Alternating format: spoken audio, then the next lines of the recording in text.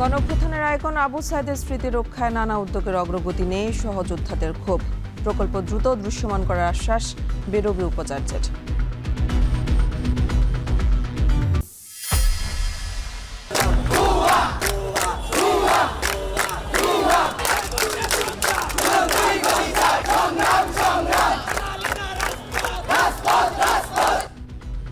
শিক্ষামন্ত্রীর পদত্যাগের আলটিমেটাম আন্দোলনরত শিক্ষার্থীদের না মানলে অনির্দিষ্টকালের কর্মসূচি। আজ সকাল থেকে ফের শাহবাগে অবস্থানের ঘোষণা।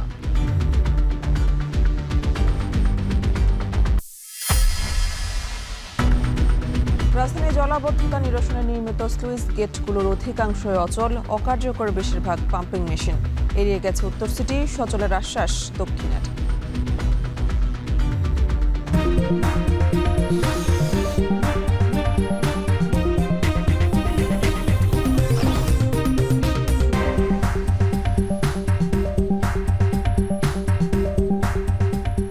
স্বাগত। এখন সকালে পুরো আয়োজন জুড়ে সঙ্গে আছে আমরা দুজন, আমি মেহেদিন অ্যানি এবং আমি শামসুল আরেফিন।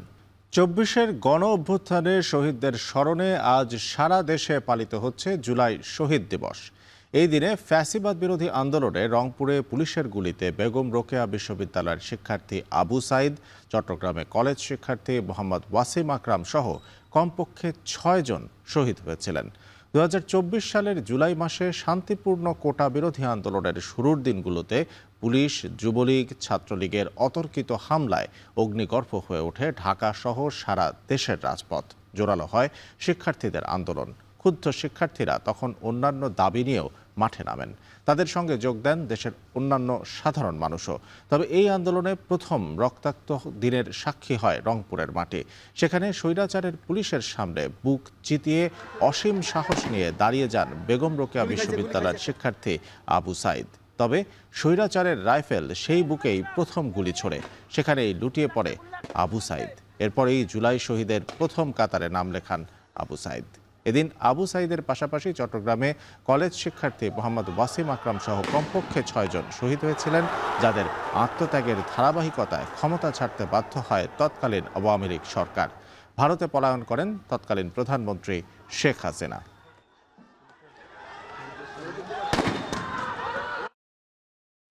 ২৪-এর ছাত্র জনতার আন্দোলনে রংপুরের আবু সাইদ হয়ে উঠেছিলেন আন্দোলনের আইকন। তার মৃত্যুর মধ্য দিয়ে কোটা সংস্কার আন্দোলন রূপ নেয় রাষ্ট্র সংস্কার আন্দোলনে। শিক্ষার্থীদের কর্মসূচি দাবানলের মতো ছড়িয়ে পড়ে শহর থেকে গ্রামে। তবে মৃত্যুর ২ বছরের মাথায় সাইদের স্মৃতি রক্ষায় অন্তর্বর্তী সরকারের সময় নানা উদ্যোগ নেওয়া হলেও সেসব প্রকল্পের নির্দিষ্ট কোনো অগ্রগতি নেই। নিজ ক্যাম্পাসে আবু সাইদের স্মৃতি উপেক্ষিত হওয়ায় ক্ষোভ সহযোদ্ধাদের। তবে টেন্ডার প্রক্রিয়া শেষে দ্রুত প্রকল্প দৃশ্যমান করার আশ্বাস উপাচার্যের। আরও জানাবেন মোকাররম হোসাইন। আবু সাইদের কবরের আশপাশে রোপণ করা বৃক্ষেরা ডালপালা মেলেছে, পত্রপল্লবের রং হতে শুরু করেছে গাঢ় সবুজ। তবে সন্তানহারা পিতার মনে যে হারানোর বেদনা, শোকাতুর চাহনি, তার কি কোনো রং হতে পারে? এমন প্রশ্নের উত্তর খুঁজতেই হয়তো পুত্রের সমাধির দিকে অপলক মকবুল হোসেন। প্রিয় সন্তান আবু সাইদকে হারানোর ৭৩০তম দিনে এখনও তার সঙ্গী কেবলই আক্ষেপ। জনগণ, সরকার পয়সা করি যাই কিছুই দেখ, কিন্তু ছেলে হারানোর কারণে আমার কোনো আত্মা ঠান্ডা হলো।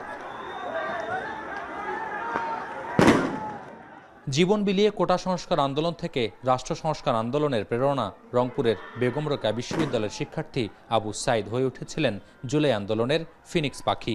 এই মাটির ঘর কিংবা নিভৃত এই পাড়া, গ্রাম থেকে হাতে গোনা যে কয়েকজনকে ঘিরে চওড়া হচ্ছিল এখানকার মানুষের স্বপ্ন, তাদের মধ্যে অন্যতম ছিলেন শহীদ আবু সাইদ।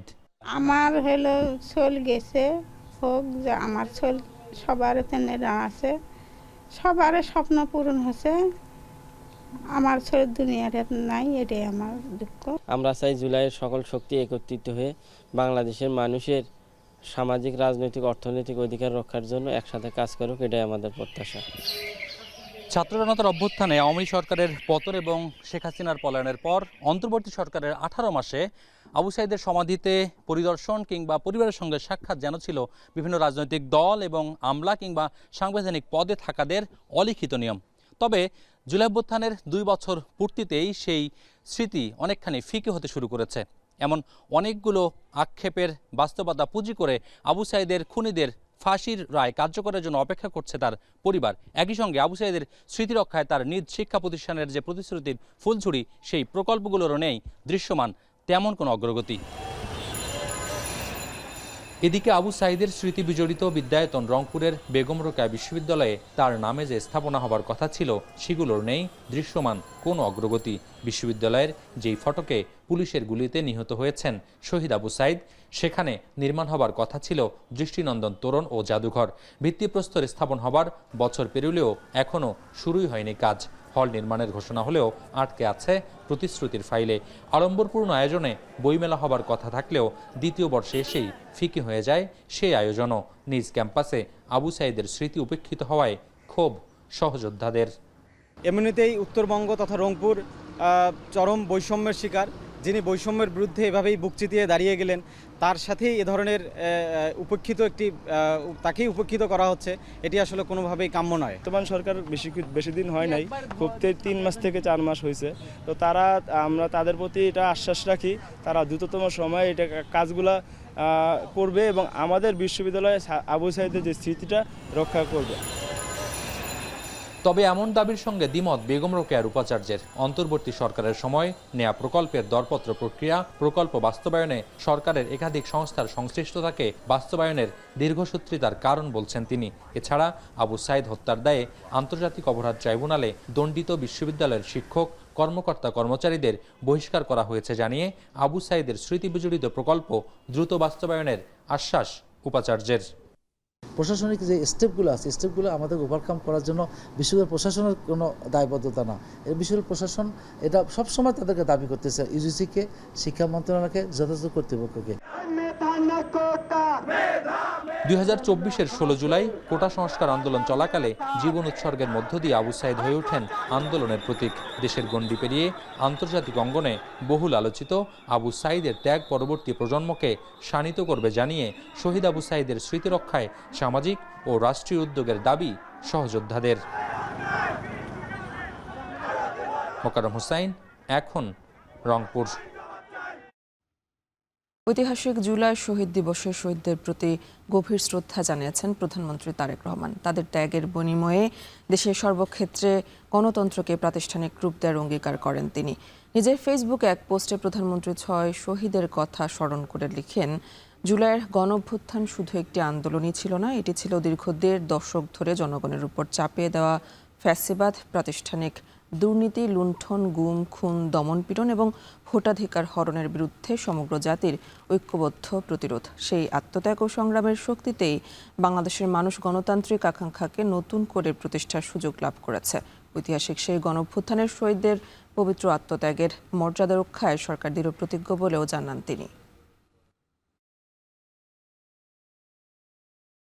শিক্ষামন্ত্রীর পদত্যাগের আলটিমেটাম দিয়েছেন শিক্ষার্থীরা। দাবি না মানলে অনির্দিষ্টকালের কর্মসূচি চলবে। আজ সকাল 10টা থেকে শুরু হবে 3য় দিনের কর্মসূচি। এর আগে শিক্ষামন্ত্রীর পদত্যাগের দাবিতে বুধবার দুপুরে সায়েন্স ল্যাব থেকে সচিবালয় অভিমুখে লং মার্চ শুরু করেন তারা। শিক্ষা ভবন মোড়ে পুলিশি বাধায় লং মার্চ কর্মসূচি রূপ নেয় অবস্থান কর্মসূচিতে। অভিন্ন দাবিতে রাজধানীর উত্তরাতেও বিক্ষোভ করেন শিক্ষার্থীরা। আন্দোলনের প্রভাবে রাজধানী জুড়ে দেখা দেয় তীব্র যানজট। ভোগান্তিতে পড়েন নগরবাসী। কামরুল হাসান জনির প্রতিবেদনে বিস্তারিত। শিক্ষামন্ত্রীর পদত্যাগের দাবিতে অনড় আন্দোলনরত উচ্চ মাধ্যমিক পরীক্ষার্থীরা সন্ধ্যায় শাহবাগ মোড়ে নতুন কর্মসূচি ঘোষণাকালে তারা বলেন, দাবি না মানলে অনির্দিষ্টকালের জন্য কর্মসূচি চলমান রাখা হবে। আমরা শুধু শিক্ষামন্ত্রীর পদত্যাগ চাই, এটা একমাত্র দাবি। আর ওনার পদত্যাগ কেন চাই? Because they are trying to use us as a political statement. মূলত তাদের সাথে আপোষে এবং জনসম্মুখে কথা বলতে চায়। শিক্ষার্থীরা জানান, শিক্ষামন্ত্রীর পদত্যাগের এক দফা দাবি ঘোষণা করে বুধবারের কর্মসূচি শেষ করেছেন তারা। বৃহস্পতিবার সকাল 10টায় শাহবাগ থেকে শুরু হবে 3য় দিনের কর্মসূচি।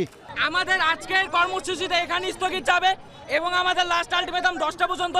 উনি যদি আমাদের দাবি না মানে তাহলে আমাদের এই কর্মসূচি আরো যতদিন পারে যাবে, যতদিন না পর্যন্ত উনি আমাদের আলটিমেটাম না মানবে। এর আগে বুধবার উচ্চ মাধ্যমিক পরীক্ষার্থীদের পূর্ব ঘোষিত কর্মসূচি ছিল লং মার্চ টু সচিবালয়। কর্মসূচি সফল করতে দুপুর নাগাদ রাজধানীর সায়েন্স ল্যাব মোড়ে জড়ো হন শতাধিক আন্দোলনকারী।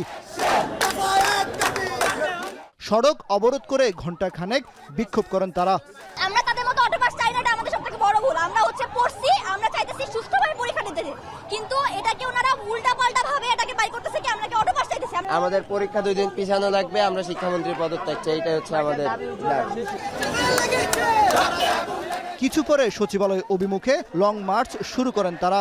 ঢাকা বিশ্ববিদ্যালয় এলাকা দিয়ে পায়ে হেঁটে শিক্ষা ভবন মোড়ে এলে প্রথম কোনো পুলিশি বাধার সম্মুখীন হন আন্দোলনকারীরা। সেখানে আগে থেকেই পুলিশের কয়েক স্তরের ব্যারিকেড বসানো ছিল, প্রস্তুত ছিল জলকামান। কয়েক দফা চেষ্টা করেও পুলিশের প্রতিবন্ধকতা উপেক্ষা করতে ব্যর্থ হন আন্দোলনকারী শিক্ষার্থীরা। পরে শিক্ষা ভবন মোড়েই অবস্থান করে বিক্ষোভ প্রদর্শন করেন তারা। বিকেল 5:30টায় শিক্ষা ভবন ছেড়ে শাহবাগে গিয়ে অবস্থান নেয় আন্দোলনকারীরা। একটা মিটিং এ বলছে যে শুধু কুমিল্লা বোর্ড এন্ড আদার যে বোর্ডগুলো তারা সুস্থভাবে পরীক্ষা দিচ্ছে, এটা আমরা কোনোভাবে মেনে নিতে পারতেছি না। বাংলাদেশের শিক্ষা ব্যবস্থা উন্নয়ন হওয়া জরুরি, তারপর যাই সে পরীক্ষার উন্নয়ন করক বা পরীক্ষার সিস্টেমটা চেঞ্জ করক। এর আগে দুপুরে একই দাবিতে রাজধানীর উত্তরায় সড়ক বন্ধ করে বিক্ষোভ করেন উচ্চ মাধ্যমিকের পরীক্ষার্থীরা। এতে ঢাকা ময়মনসিংহ মহাসড়ক দিয়ে যান চলাচল বন্ধ হয়ে যায়, সৃষ্টি হয় কয়েক কিলোমিটার যানজট। চরম ভোগান্তিতে পড়েন চলাচলকারী সাধারণ মানুষ। কামরুল হাসান, জনি, এখন, ঢাকা। বর্ষা শুরু হতে না হতেই নজিরবিহীন জলাবদ্ধতার কবলে পড়ল রাজধানী ঢাকা। এবার এমন সব এলাকা তলিয়েছে যেখানে আগে কখনোই পানি জমেনি, কিন্তু শহর জুড়ে কোটি কোটি টাকা ব্যয়ে নির্মাণ করা ড্রেন কিংবা শহরের পানি বের করতে নির্মাণ করা 44টি জলকপাট আর হাজার কোটি টাকা ব্যয়ে বসানো 7 পাম্পিং স্টেশন থাকা সত্ত্বেও কেন হলো এমন দশা? গেল 2 বছরে চলেছে কি ড্রেন ক্লিন প্রকল্প? বর্ষা মোকাবেলায় কি পরিকল্পনাই ছিল নয়া নগর কর্তাদের? এসব প্রশ্নের উত্তর খোঁজার চেষ্টা করেছেন রাজু আহমেদ। ঢাকার নিচু এলাকায় বর্ষায় জলাবদ্ধতা চিরচেনা বাস্তবতা, তবে এবারের চিত্রটা ছিল একটু ভিন্ন। শুধু নিচু এলাকায় নয়, রাজধানীর যেসব এলাকায় আগে পানি জমতো না সেসব এলাকাও এবার ডুবেছিল বৃষ্টির পানিতে। প্রশ্ন উঠেছে, ঢাকার জলাবদ্ধতা নিরসনে কোটি কোটি টাকা খরচের পরও কেন এই বেহাল দশায় পড়তে হলো নগরবাসীকে? খোঁজ নিয়ে দেখা গেছে রাজধানীর জমে থাকা পানি নদীতে বের করে দেওয়ার জন্য ঢাকার 2 সিটি কর্পোরেশন ও পানি উন্নয়ন বোর্ডের 44টি স্লুইস গেট আর 7টি পাম্পিং স্টেশন থাকলেও তা কাজে আসেনি। বছরের পর বছর রক্ষণাবেক্ষণ না করায় স্লুইস গেটগুলোর অধিকাংশই অচল। যেসব সচল সেগুলোর জন্য নেই পর্যাপ্ত জনবল, নজরদারির অভাবে দখলও হয়েছে বেশ কিছু স্লুইস গেট। বৃষ্টি হয়েছে, যদি খোলা থাকতো তাহলে মনে হচ্ছে পানিটা সুন্দর দিকে নেমে যেত নদীতে। আমাদের এটা যখন কাজ হয় আমরা এখানে আসতে পারি না। বছরের পর বছর যাবত আমাদের এই জায়গাটা আমাদের আসার কোনো রাস্তা পায় না, এটা পুরাটাই দখল হয়ে রয়েছে। একই অবস্থা পাম্প স্টেশনগুলোরও। পানি সেচে ফেলার অধিকাংশ ভারী পাম্প মেশিনই যান্ত্রিক ত্রুটির কারণে অকেজো হয়ে আছে। এই যেমন রাজধানীর গোরান চটবাড়ি এলাকার পাম্পিং স্টেশন। মোট 9টি পাম্প দিয়ে প্রতি সেকেন্ডে প্রায় 70,000 লিটার পানি শহর থেকে তুরাগে ঠেলে দেওয়ার কথা থাকলেও বাস্তব সক্ষমতার পরিমাণ মাত্র 25,000 লিটার। 9টি পাম্পিং মেশিনের 3টি নষ্ট হয়েছে 2016 সালে, যা আজও অকেজো। এমনিতে ভালো আছে 5টার ভিতরে 4টা চলতেছে। আর নষ্ট আছে হচ্ছে 4টা। এছাড়া নতুন 6টির মধ্যেও নষ্ট একটি, আর একটি যান্ত্রিক জটিলতায় বন্ধ, যা এবারের জলাবদ্ধতায় উত্তর সিটির পানি দ্রুত নিষ্কাশন না হওয়ার বড় কারণ। একই দশা ঢাকা দক্ষিণ সিটির আওতাধীন কমলাপুর টিটিপাড়া পাম্পিং স্টেশনের। 3টি আধুনিক পাম্পিং মোটরের নষ্ট 2টি, আর আগের 6টি পাম্পের মধ্যে সচল 4টি। সেটিও অকার্যকর হয়ে পড়েছে পলিথিন, বোতল ও বাসাবাড়ির বর্জ্যের কারণে। নষ্ট ছিল আগে, রিসেন্টলি আপনার ঠিক করা হয়েছে। ঠিক করার পরে আপনার এখানে যে ইয়াটা আছে সাবস্টেশনে সার্কিট ফল্ট করছে, ওই সার্কিটটা আপনার লাগাইলে টোটাল ক্লিয়ার। এদিকে সূত্রাপুর ও বাড্ডা কল্যাণপুর এলাকার পাম্পিং স্টেশনের গল্প একই। এখানে আছে 6টা মেশিন। 6টা চলে কয়টা? এখন চলতেছে আপনার 4টা। 2টা নষ্ট। হ্যাঁ, 2টা নতুন আসতেছে। ঠিক আছে। কতদিন ধরে 2টা নষ্ট? অন্যদিকে অভিযোগ আছে গেল 2 বছরে ড্রেন পরিষ্কার কার্যক্রম স্থবির হয়ে পড়ে, যা অল্প বৃষ্টিতে শহর তলিয়ে দিতে বড় ভূমিকা রেখেছে। সরকারের নতুন প্রশাসক দায়িত্ব নেওয়ার পরও গতি পায়নি কার্যক্রম। প্রশ্ন হলো, বর্ষা মৌসুমে কোনো প্রস্তুতি ছিল কি 2 সিটি কর্পোরেশনের? জলাবদ্ধতা নিয়ে এমন করুণ বাস্তবতার বিষয়ে কথা বলতে রাজি হয়নি ঢাকা উত্তর সিটির দায়িত্বরত কেউই। জানতে চাইলে প্রশাসকও এড়িয়ে যান এখন টেলিভিশনের প্রশ্ন। তথ্য না আপনার বক্তব্যের জন্য আমি বক্তব্য তো আমি সরাসরি দিতে পারি না। আপনার সকল ইনফরমেশন দিতে হবে। ও আমাকে মানে ডিটেইলস না দিলে তো আমি আপনার সাথে কি বিষয়ে কথা বলবো? তবে দক্ষিণ সিটি বলছে স্লুইস গেটের অধিকাংশই নষ্ট, নতুন আউটলেট তৈরি ও অচল পাম্প সচলে ব্যবস্থা নেওয়ার আশ্বাস। আমরা ওয়াটার ডেভেলপমেন্ট বোর্ড থেকে 57টা সুইচ গেট পাইছি, কিন্তু এগুলা সবই নষ্ট, কোনোটা চালু নেই। এগুলা সচল হওয়ার জন্য আমরা কনসালটেন্ট নিয়ে করছি IWPM কে, নিশ্চয় ওয়াটার মডেলিং।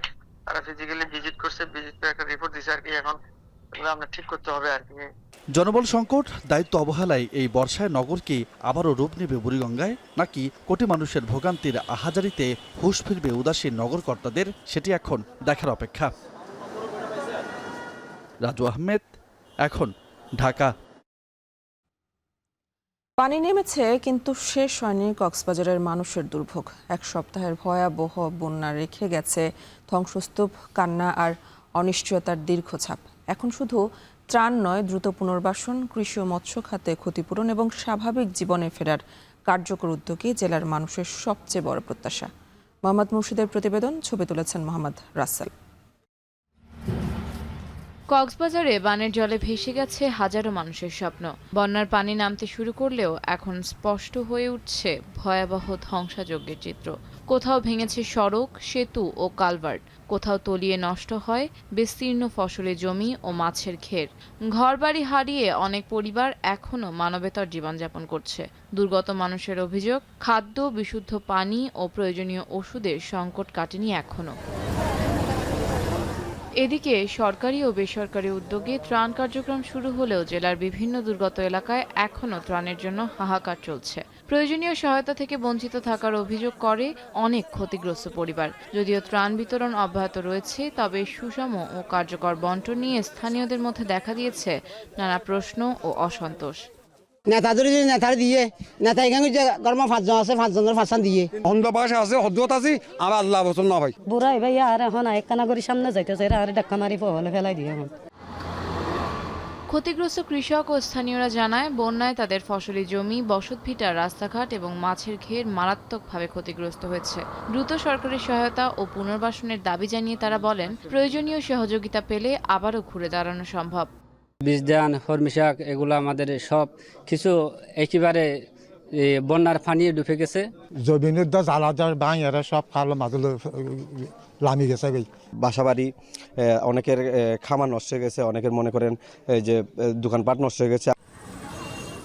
বন্যায় ক্ষতিগ্রস্তদের দ্রুত সরকারি সহায়তা দেওয়ার আশ্বাস দেয় জেলা প্রশাসন। পাশাপাশি কৃষি, মৎস্য সহ অন্যান্য খাতের ক্ষয়ক্ষতির তালিকা তৈরি করে প্রয়োজনীয় ক্ষতিপূরণের ব্যবস্থা নেওয়ার প্রতিশ্রুতিও দেওয়া হয়।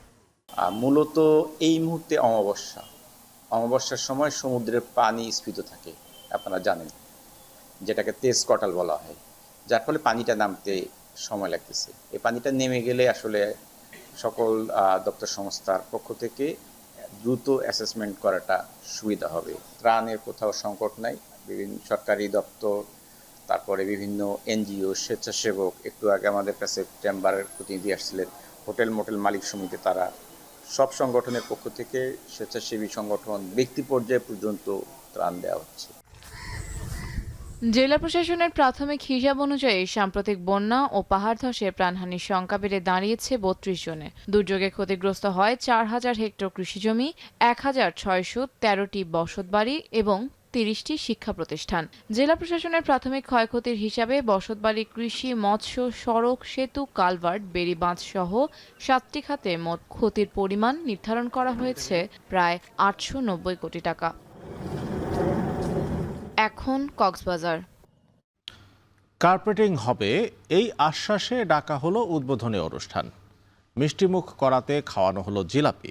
এরপর উন্নয়ন নয়, 1 মাস ধরে সড়কের ইটি খুলে বিক্রি করে দিল একটি প্রতারক চক্র। একই কৌশলে আরেকটি সড়কের ইট বিক্রি করতে গিয়ে ধরা পড়ে তারা। জামালপুর সদর উপজেলার রশিদপুর ইউনিয়নের 2 সড়ক ঘিরে এই অভিনব প্রতারণার বিস্তারিত জানাচ্ছেন জুয়েল রানা। একসময় ইটের সলিংয়ে চলাচল ছিল স্বাভাবিক, কিন্তু এখন পুরো সড়ক জুড়েই শুধু গর্ত আর খোয়া, হাঁটাও যেন দুর্ভোগ। জামালপুর সদর উপজেলার রশিদপুর ইউনিয়নের গজারিয়া আটা থেকে ময়নার মোড় পর্যন্ত প্রায় 3 কিলোমিটার এই সড়কটির এমন চিত্র মাত্র 2 মাসের ব্যবধানে। গত মে মাসে নতুন কার্পেটিংয়ের কাজ শুরু হবে এমন ঘোষণা দিয়ে স্থানীয় জনপ্রতিনিধি, আইনজীবী ও এলাকাবাসীকে নিয়ে আয়োজন করা হয় উদ্বোধনী অনুষ্ঠান। মিষ্টিমুখ করাতে বিতরণ করা হয় জিলাপি। এরপর 1 মাস ধরে প্রকাশ্যেই সড়কের সব ইট খুলে ট্রাকে তুলে বিক্রি করে দেয় প্রতারক চক্র। ফলে এখন প্রায় পুরো সড়কই চলাচলের অনুপযোগী।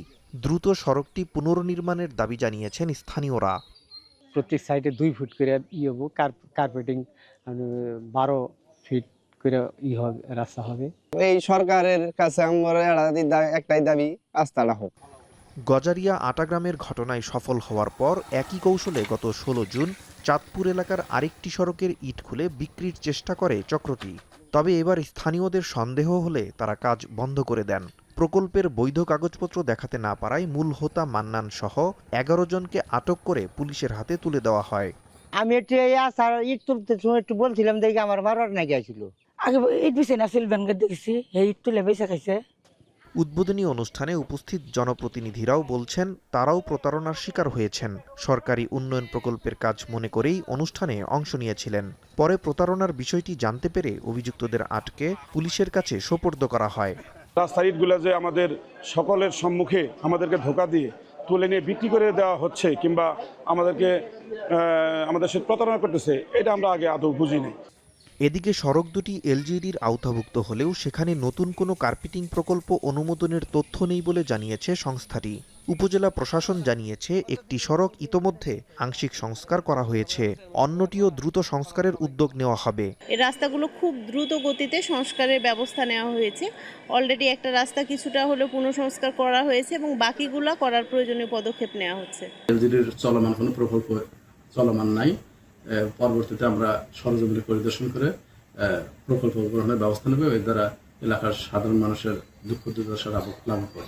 স্থানীয় জনগণকে উদ্বুদ্ধ করে আমরা তাদেরকে সেখানে আটক করি এবং তাদেরকে পুলিশ দিয়ে গ্রেপ্তার করিয়ে পরবর্তী সময়ে ইউনো মহোদয়ের নেতৃত্বে আমাদের সেই ইউনিয়ন পরিষদের সচিব মহোদয়কে বাদী করে মামলা করা হয়।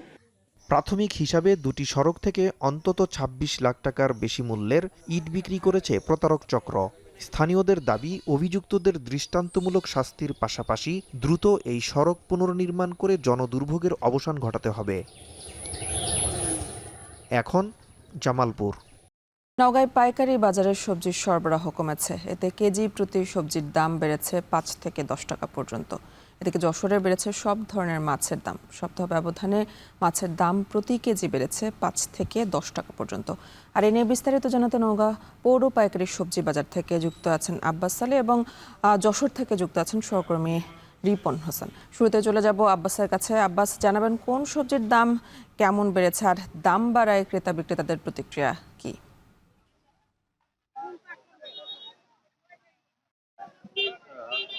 আপনাকে জানিয়ে রাখি যে বিগত দিনগুলোতে নওগাঁ পৌর পাইকারি বাজার ভোরের আলো ফোটার পর থেকেই জমজমাট থাকতো, কিন্তু আজকে আমরা একটি ভিন্ন চিত্র লক্ষ্য করছি যে সকালে অনেকটা এই বাজারটি ফাঁকা দেখছি। এর মূল কারণটা হচ্ছে যে গতকাল রাতে যেই বিশ্বকাপ ফুটবল খেলা হয়েছে, যারা আর্জেন্টিনা দর্শক প্রেমী মানে ফুটবল প্রেমী রয়েছেন তারা আসলে এই সকালে সবজি বাজারে সবজি নিয়ে আসেনি, যার কারণে আজকে বলা যায় যে সবজির সরবরাহ অনেকটাই কম। আর এই সরবরাহ কমে আসার কারণে আজকে সব ধরনের সবজির দাম কেজিতে প্রায় 5 থেকে 10 টাকা পর্যন্ত বেড়েছে। এবং সবজির দামের কথা যদি বলি যে আজকে এখানে সর্বোচ্চ বেশি দামে যে সবজি রয়েছে, বেগুন বিক্রি হচ্ছে 60 টাকা কেজি, বরবটি 40 টাকা কেজি, করলা বিক্রি হচ্ছে 30 টাকা কেজি এবং কাঁকরোলও একই দামে বিক্রি হচ্ছে। এছাড়া পটল, ঢেঁড়স, তরই, চিচিঙ্গা এগুলো বিক্রি হচ্ছে 20 থেকে 22 টাকা কেজি। শাক বিক্রি হচ্ছে, সবুজ শাক, লাল শাক বিক্রি হচ্ছে 20 থেকে 25 টাকা কেজি। প্রতি পিস কুমড়া বিক্রি হচ্ছে 10 থেকে 12 টাকা পিস হিসেবে এবং মিষ্টি কুমড়া বিক্রি হচ্ছে 25 থেকে 26 টাকা কেজি হিসেবে। এবং কাঁচা মরিচের দাম আজকে একটু কিছুটা কম, অর্থাৎ 10 টাকা কমে আজকে 70 টাকা কেজি হিসেবে বিক্রি হচ্ছে। এছাড়া আলু বিক্রি হচ্ছে প্রকারভেদে 25 থেকে 30 টাকা কেজি হিসেবে। যেহেতু আজ অন্য দিনের তুলনায় সবজির সরবরাহ কিছুটা কম রয়েছে, যার কারণে বাজার কিছুটা ঊর্ধ্বগতি। এবং কৃষকদের সঙ্গে কথা বলে জানা গেছে যে কয়েকদিন আগে যে বৃষ্টি হয়েছিল, বৃষ্টির কারণে সবজির ক্ষেত কিছুটা নষ্ট হয়েছে এবং সবজির উৎপাদন কিছুটা ব্যাহত হওয়ার কারণে তারা এই পৌর পাইকারি বাজারে সবজির সরবরাহ কিছুটা কমে নিয়ে এসেছেন, যার কারণে বলা যায় যে দাম কিছুটা চড়া। আর এই দাম যেহেতু বৃদ্ধি পেয়েছে, যারা ক্রেতা রয়েছেন তারা আসলে যথেষ্ট পরিমাণ তারা সবজি আসলে কিনতে পারছেন না। তো এই সবজির দাম বৃদ্ধি পাওয়ার কারণে ক্রেতারাও ক্ষোভ প্রকাশ করেছেন। তো এই ছিল আমার কাছে সবজির বাজার নিয়ে সবশেষ।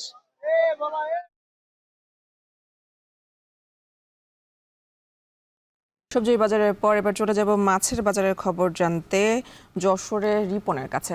রিপন, মাছের দাম বাড়ার কারণ কি, আর এই বিষয়ে ব্যবসায়ীরা কি বলছেন জানাবেন।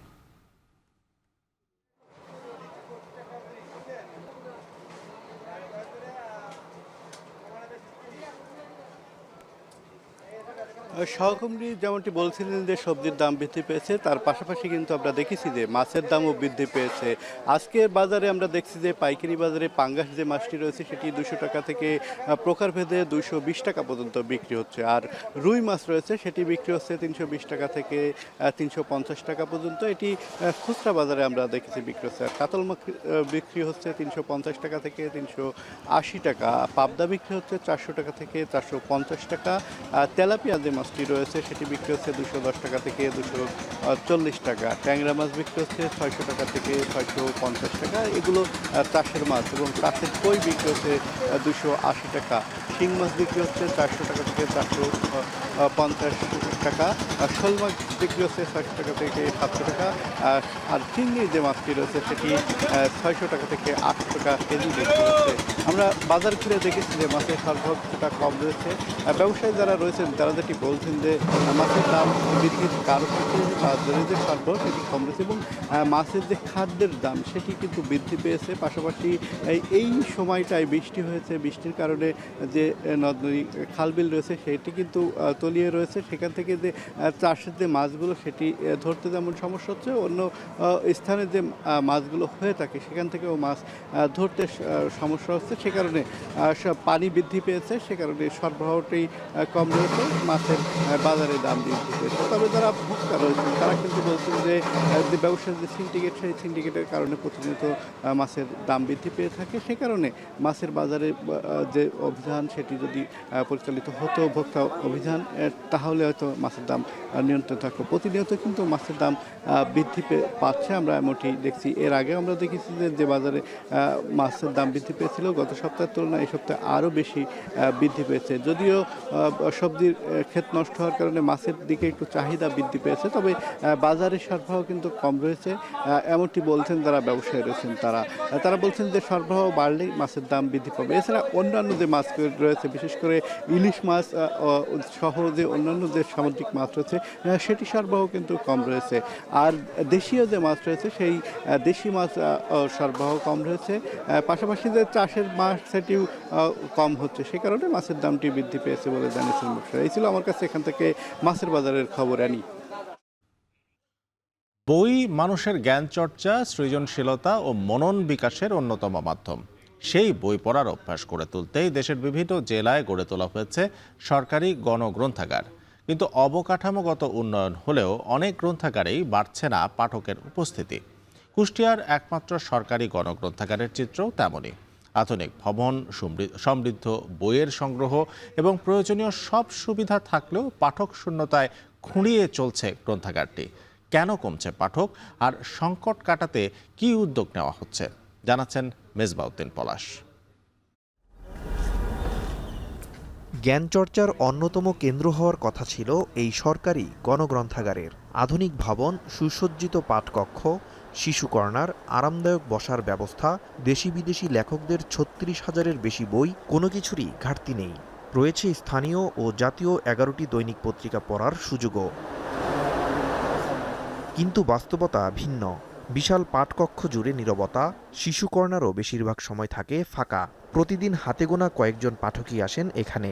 গ্রন্থাগারে আসা পাঠকদের ভাষ্য, শহরের কেন্দ্র থেকে প্রায় ৩ কিলোমিটার দূরে হওয়ায় এখানে আসতে সময় ও অতিরিক্ত ভাড়া গুনতে হয়। আবার অনেকেই জানেন না গ্রন্থাগারটির অবস্থান, ফলে আগ্রহ থাকলেও নিয়মিত বই পড়তে আসা সম্ভব হয় না।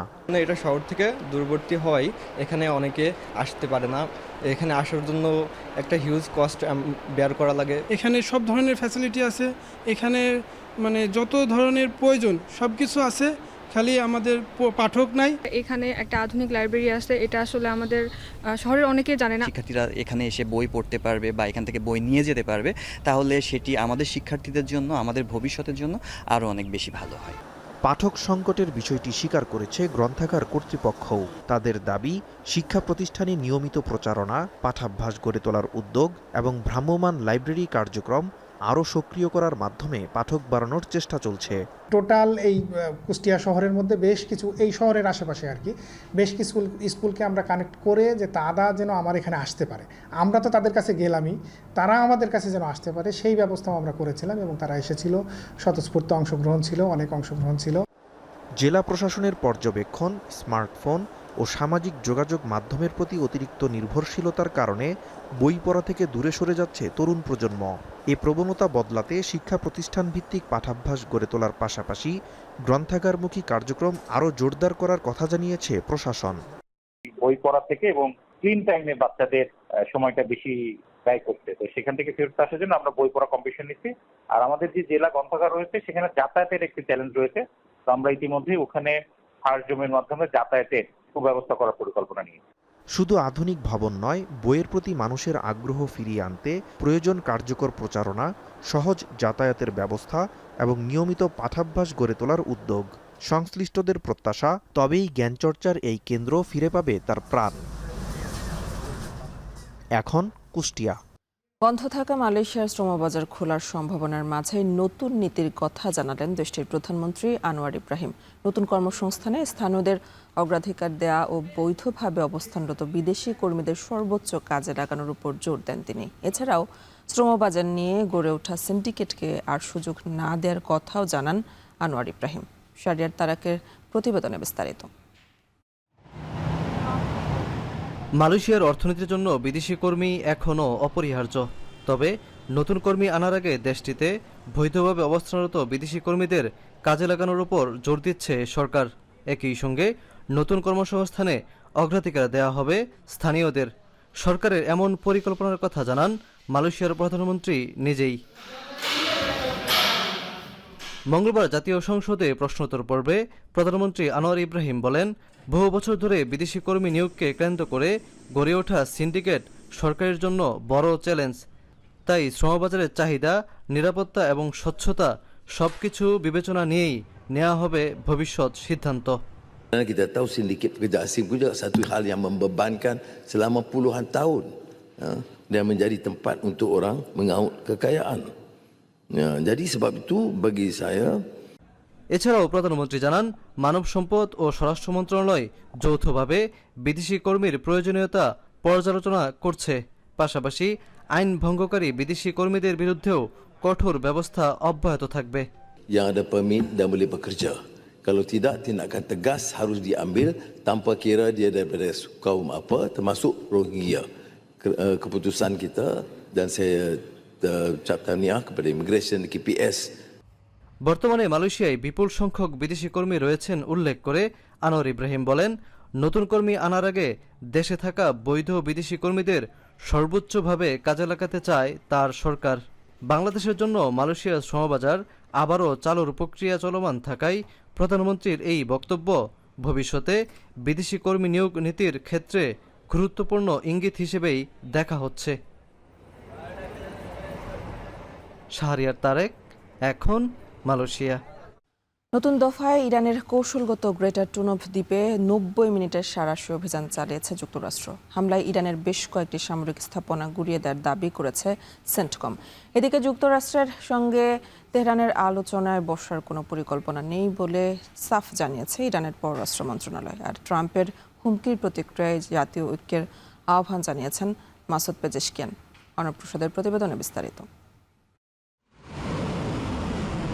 সমঝোতা সড়ক ভেস্তে যাওয়ার পর যুক্তরাষ্ট্র ইরান পাল্টাপাল্টি হামলায় রণক্ষেত্র মধ্যপ্রাচ্য। দিন কিংবা রাত হরমুজের নিরাপদ জাহাজ চলাচল নিশ্চিতের অজুহাতে ইরানের একাধিক স্থাপনায় হামলা চালাচ্ছে ওয়াশিংটন।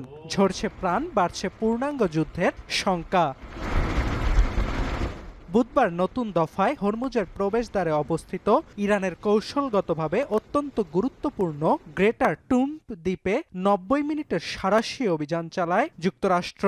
পরে এক বিবৃতিতে মার্কিন সেন্ট্রাল কমান্ড জানায়, গাইডেড ক্ষেপণাস্ত্র ব্যবহার করে ইরানের উপকূলীয় প্রতিরক্ষা ব্যবস্থা এবং ক্রুজ ক্ষেপণাস্ত্রের মজুদ ও উৎক্ষেপণ কেন্দ্র ধ্বংস করা হয়েছে। এছাড়াও বিস্ফোরণের খবর পাওয়া গেছে সিরিক, পূর্ব চাবাহার, বন্দর আব্বাস, কেশম দ্বীপ সহ ইরানের বিভিন্ন স্থানে।